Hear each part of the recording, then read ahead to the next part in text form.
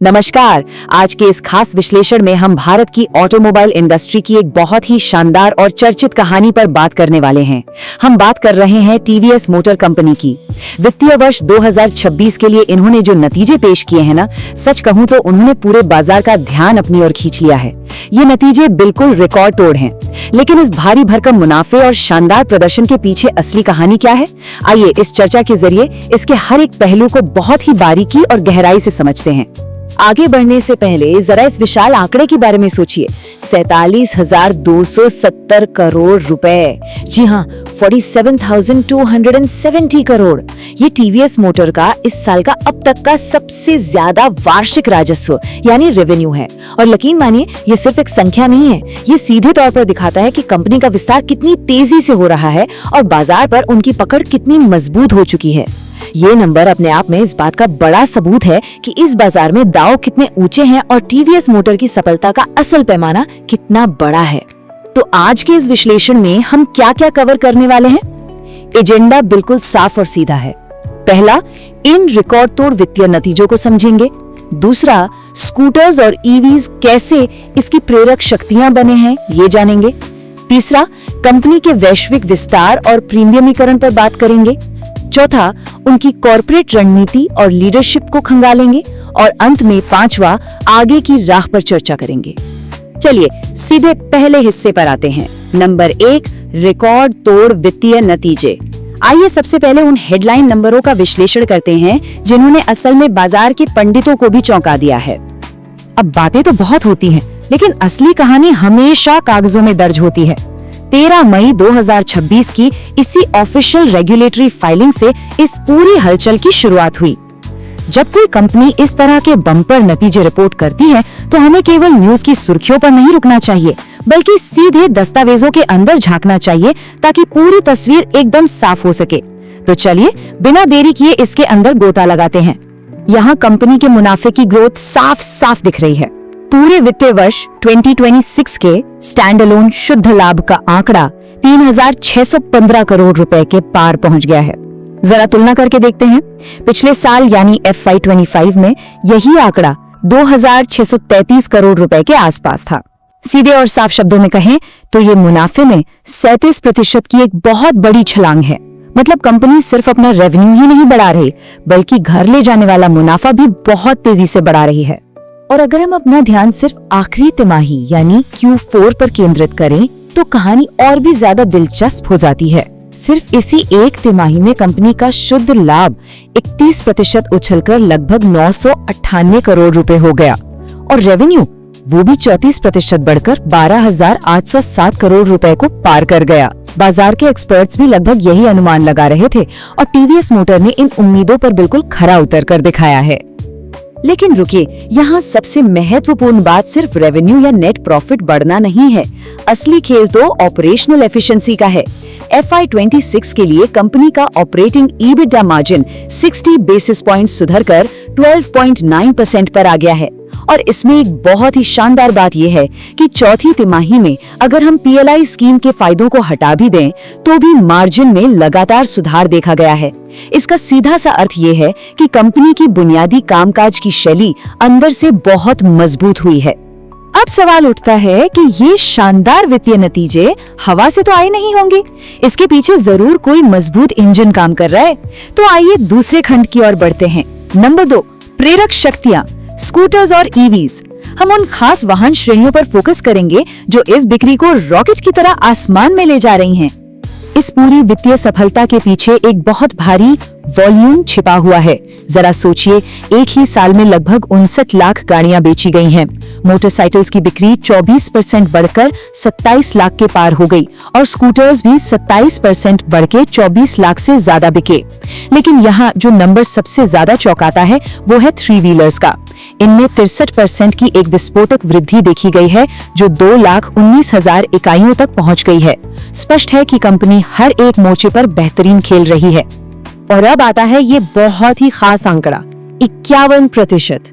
ये कोई आम नंबर नहीं है, बल्कि सिर्फ Q4 में इलेक्ट्रिक वाहनों की बिक्री में आई उछाल है। जी हाँ, पिछले साल की इसी तिमाही के मुकाबले ईवी की बिक्री सीधे 51% बढ़कर 1.15 लाख इकाई हो गई। अगर पूरे साल की बात करें तो भी ईवी की बिक्री में 33% की बढ़त हुई है। ये आंकड़े चीख चीख कर बता रहे हैं कि भविष्य का मोमेंटम आखिर कहाँ है। भारत के तेजी से बदलते इलेक्ट्रिक टू व्हीलर मार्केट में टीवीएस अपनी जड़ें बहुत गहराई तक जमा रही है। इस ईवी क्रांति को न सिर्फ प्रतिशत में बल्कि मानवीय स्तर पर समझना भी बहुत जरूरी है। कंपनी ने हाल ही में बताया है कि आज की तारीख में ग्लोबल लेवल पर उनके 9 लाख से ज्यादा ईवी कस्टमर्स हो चुके हैं। 9 लाख लोग, ये वो लोग हैं जिन्होंने पारंपरिक पेट्रोल गाड़ियों को छोड़कर टीवीएस के इलेक्ट्रिक वाहनों पर भरोसा जताया है। ये एक बहुत बड़ा मील का पत्थर है और इस बात का पक्का सबूत है कि बाजार किस तरफ करवट ले रहा है। चलिए अब तीसरे खंड की तरफ चलते हैं, वैश्विक विस्तार और प्रीमियमीकरण, मतलब कंपनी का नया रूप और नया रंग। क्योंकि बात अब सिर्फ घरेलू बाजार या बजट गाड़ियों तक सीमित नहीं रह गई है। भारत की सीमाओं से पार टीवीएस एक बहुत ही आक्रामक और खास रणनीति के साथ आगे बढ़ रही है। उदाहरण के लिए हाल ही में श्रीलंका के गौल में उन्होंने अपनी modern retro motorcycle TVS Ronin का टॉप वेरिएंट लॉन्च किया। इसकी शुरुआती कीमत करीब 1.5 मिलियन श्रीलंकाई रुपए रखी गई है।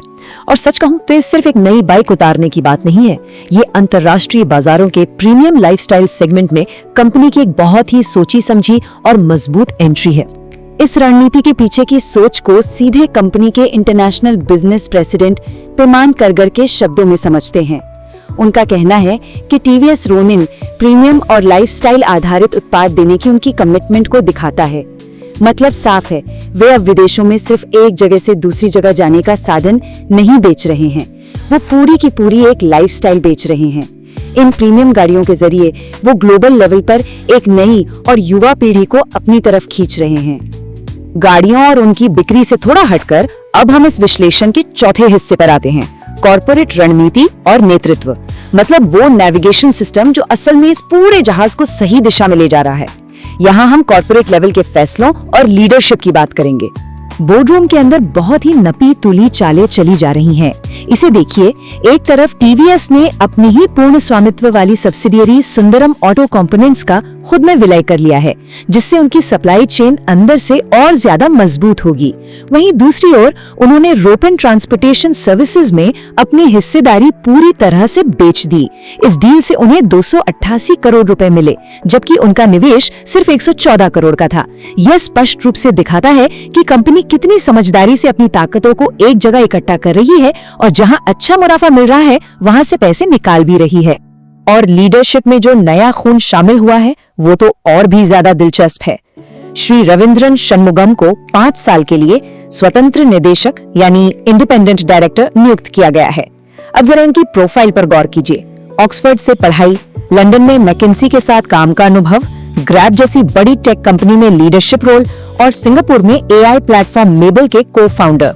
सिर्फ 36 साल की उम्र में इनका बोर्ड में आना टीवीएस मोटर के लिए एक इंटरनेशनल टेक फोकस्ड और फ्यूचर रेडी अप्रोच का बहुत ही बड़ा संकेत है। इन सब के बीच कंपनी अपने निवेशकों को बिल्कुल नहीं भूली है। बोर्ड ने इस वित्तीय वर्ष के लिए 12 रुपए प्रति शेयर का अंतरिम लाभांश यानी इंटरिम डिविडेंड घोषित किया है, जिससे कुल 570 करोड़ रुपए का भुगतान होगा।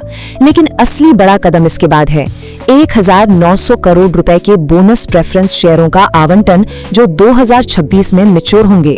ये तरीका निवेशकों को उनकी वैल्यू वापस लौटाने का एक बहुत ही शानदार और मजबूत रणनीतिक कदम है। तो हर एक पहलू को खंगालने के बाद अब हम इस विश्लेषण के आखिरी खंड पर पहुंच चुके हैं। नंबर 5, आगे की राह। कंपनी ने पिछले साल बहुत ही शानदार परफॉर्म किया है, इसमें कोई शक नहीं है, लेकिन भविष्य के लिए इसकी क्या मायने हैं? सब कुछ समेटते हुए एक बड़ा सवाल जो जहन में आता है वो ये है, एक तरफ 1900 करोड़ रुपए के प्रेफरेंस शेयरों का भारी भरकम भुगतान है जो सितंबर 2026 में होना है, और दूसरी तरफ ईवी सेगमेंट में 9 लाख ग्राहकों का एक विशाल मजबूत आधार है। तो ये देखना वाकई बहुत दिलचस्प होगा कि आने वाले सालों में टीवीएस मोटर अपनी इस पूंजी और ताकत का इस्तेमाल कैसे करती है और कैसे वो इस तेजी से बदलते ग्लोबल ईवी बाजार में अपने दबदबे को न सिर्फ कायम रखती है बल्कि उसे और बड़ा बनाती है। इस खास विश्लेषण में हमारे साथ जुड़ने के लिए बहुत बहुत धन्यवाद। इसी तरह सीखते रहिए और हर चीज की बारीकियों को समझते रहिए।